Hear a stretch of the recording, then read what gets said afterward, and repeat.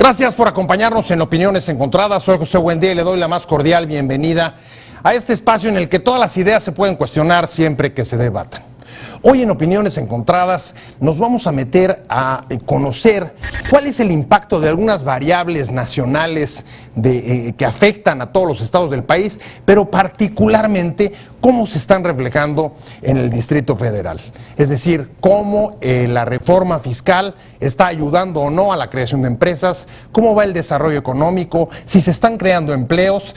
Digamos, una aproximación de caso que puede ser muy ilustrativa, porque son a veces los casos más próximos los que nos permiten conocer, digamos, de primera mano cómo evoluciona la situación de variables que nos afectan y nos interesan a todos, como el empleo, la economía informal, el ingreso, el poder adquisitivo, pero directamente en la ciudad en la que vivimos.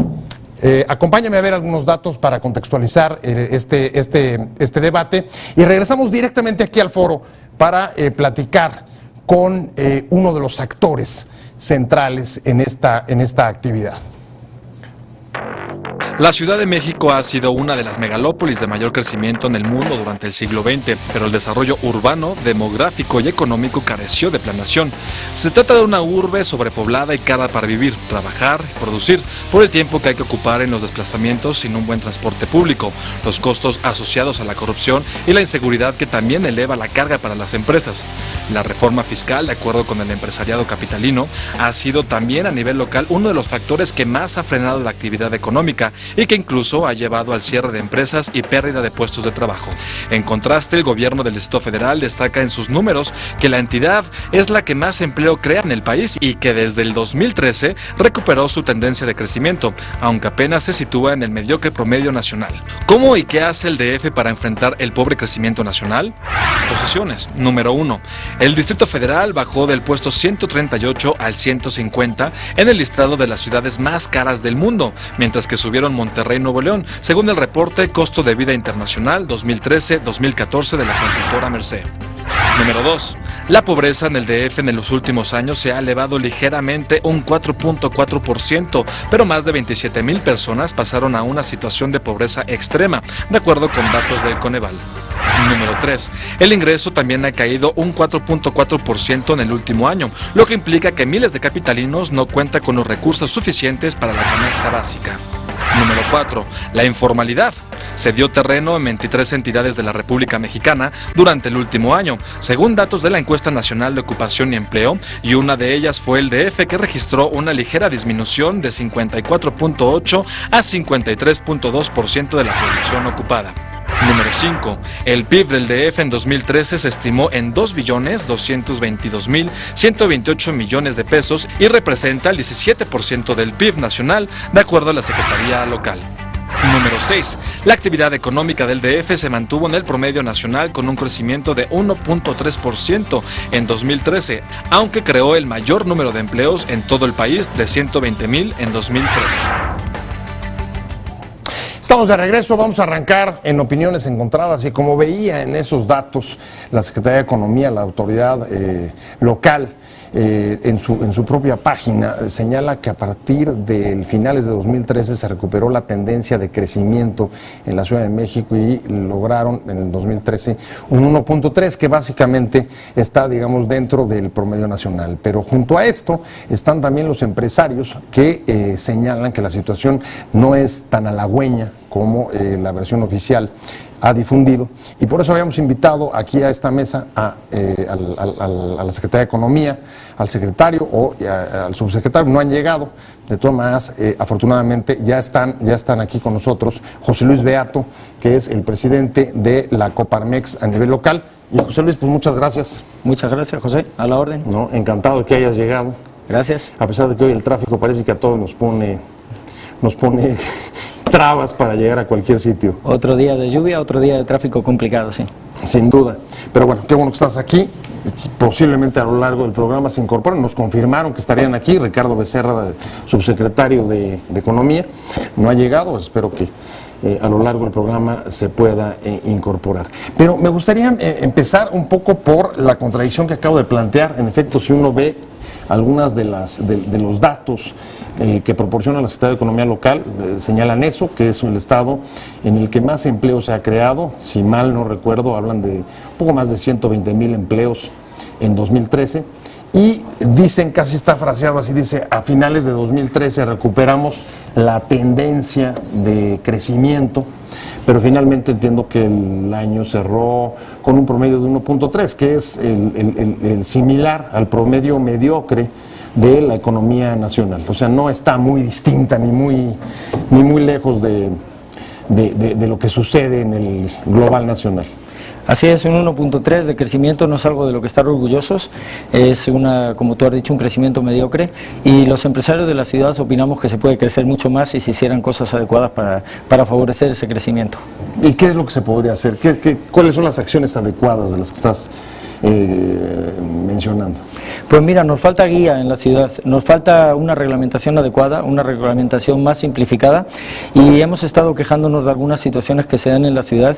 Una de ellas viene del lado del cierre de empresas. Se están cerrando empresas en Ciudad de México por parte de muchas autoridades de protección civil, de salud, del INVEA y también de organismos federales como puede ser Profeco, el INPI, y bueno, pues se están cerrando por cualquier motivo. Llegan a un negocio, tu piso está resbaloso, te cierro, tienes un extintor sobrecargado, te cierro, tienes un cartel fuera de sitio o te falta un cartel, te cierro, y eso le perjudica muchísimo a las empresas y sobre todo pues nos quita certidumbre. Al final el empresario lo que quiere es certidumbre para invertir. ¿Y tienes datos? ¿Cuántas empresas se han cerrado? Bueno, son miles. En el INVEA nos han comentado que tienen más de 3.000 empresas cerradas en los últimos 2 años, pero desde luego es un factor multiplicador muy grande. El cierre de empresas asusta mucho a los empresarios y sobre todo esa falta de certidumbre jurídica en la que no sabemos en qué momento nos va a llegar una autoridad si nos va a cerrar. Eso nos genera un problema a la hora también de que muchos empresarios decidan dónde invertir. Pero son cierres temporales, ¿no? En lo que arreglan la situación, ¿o no? Mira, tenemos casos en donde el cierre temporal lleva ya varios meses. Tenemos el caso, por ejemplo, de una gas, una expendiduría de gas que lleva 6 o 7 meses cerrado desde enero porque pues no tenía las rayas del piso del estacionamiento pintadas. Entonces podían haberle puesto una sanción por no tenerlas pintadas, podían haberle pues de alguna forma amonestado y podían haberle revisado a los 2 o 3 días, que seguro que ya tendría sus rayas pintadas y estar abierta, ¿no? Y es una empresa que hubiera hecho muchas inversiones en la Ciudad de México, en otros lados, y se está yendo a invertir a Monterrey, a Guadalajara y a otros países también. Ahora, ¿cómo tratar de entender, digamos, esto un poco por un lado, lo que estabas tratando de señalar, digamos, una especie de sobreregulación, pero por otro lado también una sobrereacción, si es lo que entiendo de lo que tratas de plantear de parte de la autoridad, porque por un lado los capitalinos llevamos mucho tiempo quejándonos sobre malas actuaciones de las empresas o que no están absolutamente regularizadas, que no cuentan con los sistemas de protección civil necesarios o de salud para los trabajadores, etcétera, etcétera. Al mismo tiempo que también conocemos que pues toda esta clase de elementos que llevan al cierre no dejan de estar vinculados en muchos de los casos con asuntos de corrupción. Así es, tienes toda la razón, José. Los empresarios también les falta poner de su parte, pero no se puede ser tan reactivo de cerrar empresas por motivos menores cuando tenemos en la calle más de la mitad de la economía en la informalidad que no cumplen con ninguna norma.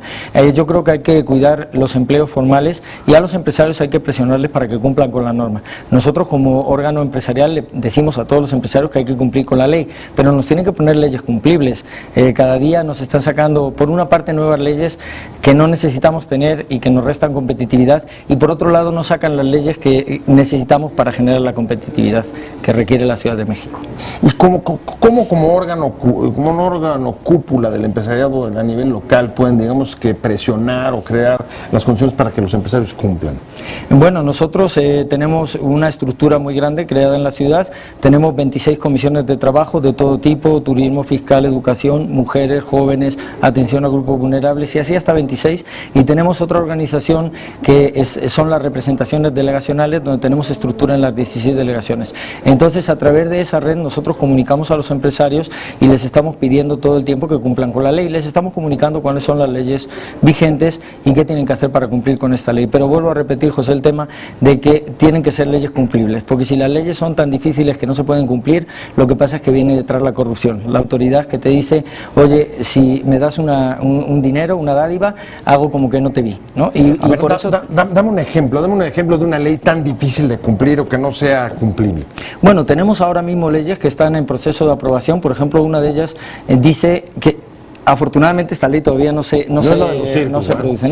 Bueno, también está publicada. Pero esta ley, por ejemplo, dice que cada 250 metros cuadrados de superficie comercial se tiene que tener un baño para personas con capacidades diferentes. Imagínate un centro comercial, como puede ser una Megacomer o algo así, que tiene 10.000 metros cuadrados. Sí, se incorpora con nosotros Ricardo Becerra, subsecretario de Economía en la Secretaría de Economía Local. Gracias. Ricardo, un placer. Bienvenido, gracias por el esfuerzo, porque además corrió mucho. Estamos platicando con José Luis Beato, el dirigente de la Coparmex local, y me regreso un poco al tema, Ricardo, y es, a ver, hay, digamos que una cierta visión encontrada, porque la Secretaría de Economía dice, logramos recuperar la tendencia del crecimiento 1.3 hacia finales de 2013, que suena como algo positivo, mientras que el empresariado lo ve como algo bastante mediocre, y la pregunta es, ¿dónde estás viendo tú la situación y el crecimiento de la actividad económica de la ciudad? ¿Cómo la valoras? Bueno, ya tenemos datos nuevos. La Secretaría de Desarrollo Económico ya publicó el reporte económico correspondiente al semestre y en efecto el Distrito Federal no pudo escapar a la tendencia nacional de un cuasi estancamiento, un crecimiento pues que repite lo que hemos tenido durante muchos años en la ciudad y el país. El promedio nacional. Sí, sí. Y la verdad es que en noviembre nosotros veíamos una tendencia de recuperación, no datos nuestros, son datos del INEGI, los indicadores adelantados, pero la verdad es que algo pasó en diciembre y en enero en este país, que todo se vino más o menos, todo se aplastó, todo se acható, y como te digo, pues el DF, que representa casi el 20% del PIB de todo el país, pues no escapó de la tendencia nacional. Y por desgracia todavía no tiene el Distrito Federal todas las palancas ni todos los dispositivos pues para emprender medidas contracíclicas que puedan en efecto revertir estas tendencias recesivas que ya duran mucho. Ya llevamos 2 años casi y 3 meses en una tonía pues que nos tiene creciendo y celebrando el 0.2% adicional, ¿no? Sí.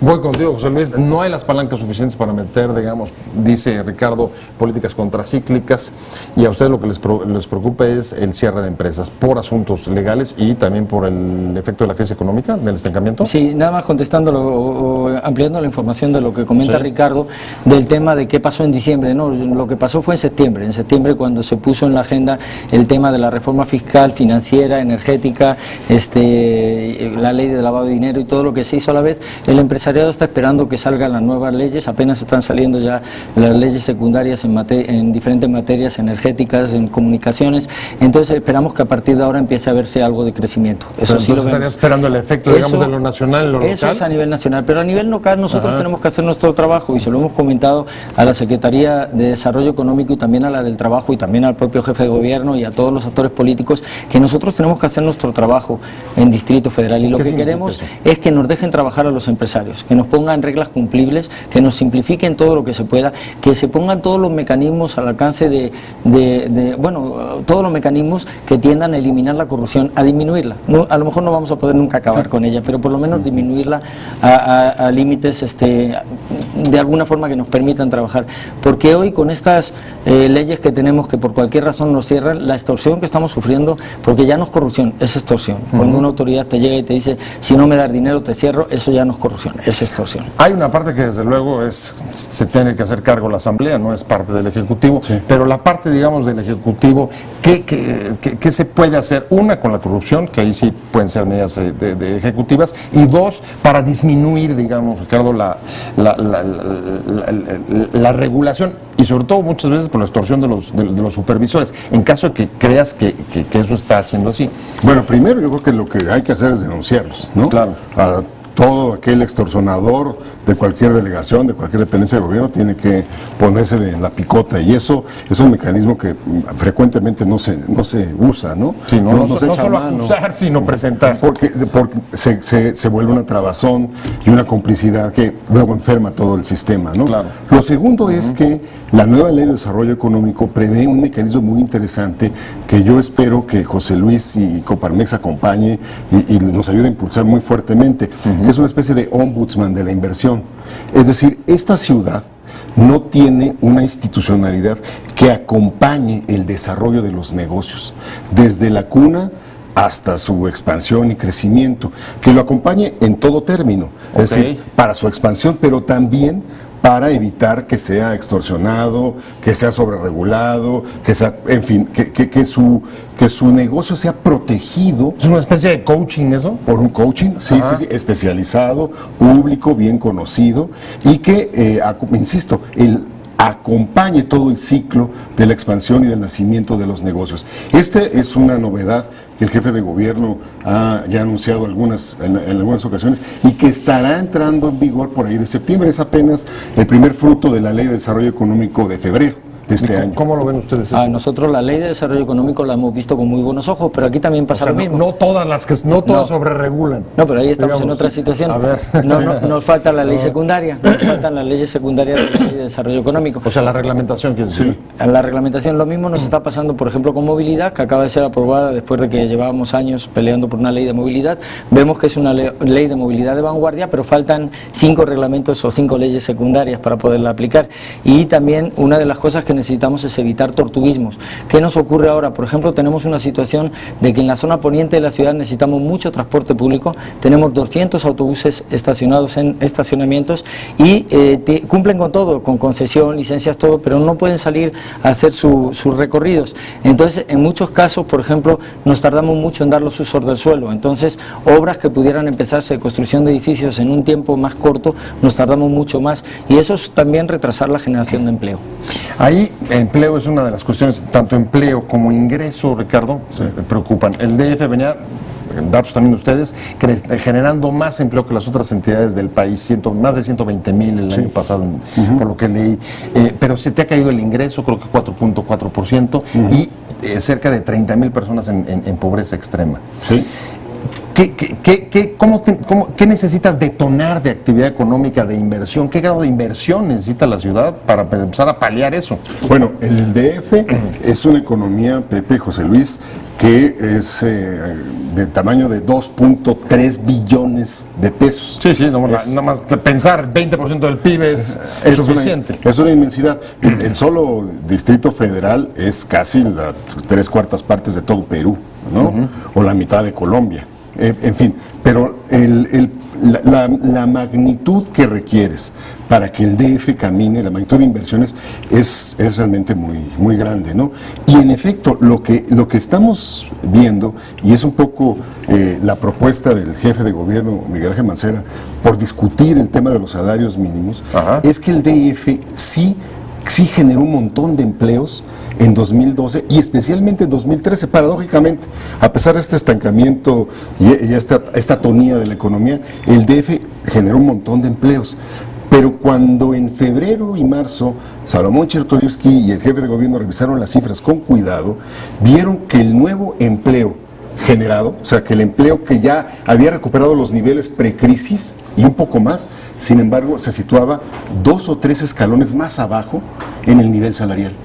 Es decir, tú tenías empleos de 6, 7 salarios mínimos y los 100,000 generados por allí estaban ya en 3 o 4 salarios mínimos. O sea, a ver si entiendo, se ha abaratado el salario en esta ciudad y no están llegando las suficientes inversiones. ¿Por qué?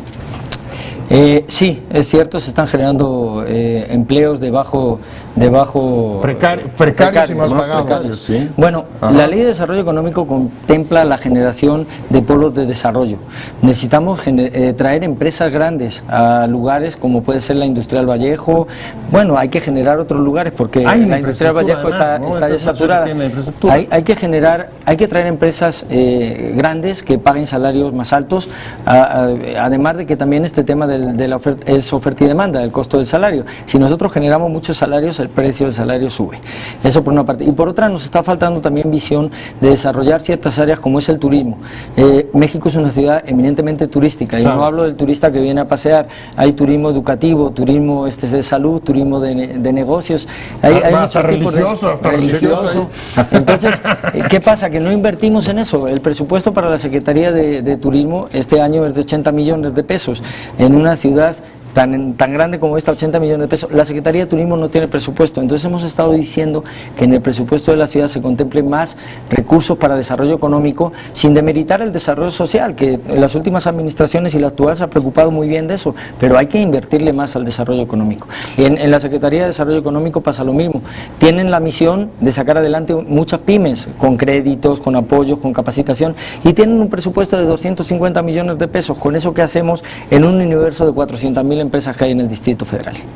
Se necesitan más recursos, me estoy yendo. Sí, mucho más recursos, pero creo que en este tiempo podemos ver las propuestas más novedosas en materia de política económica que se han visto en los últimos 17 años en el Distrito Federal.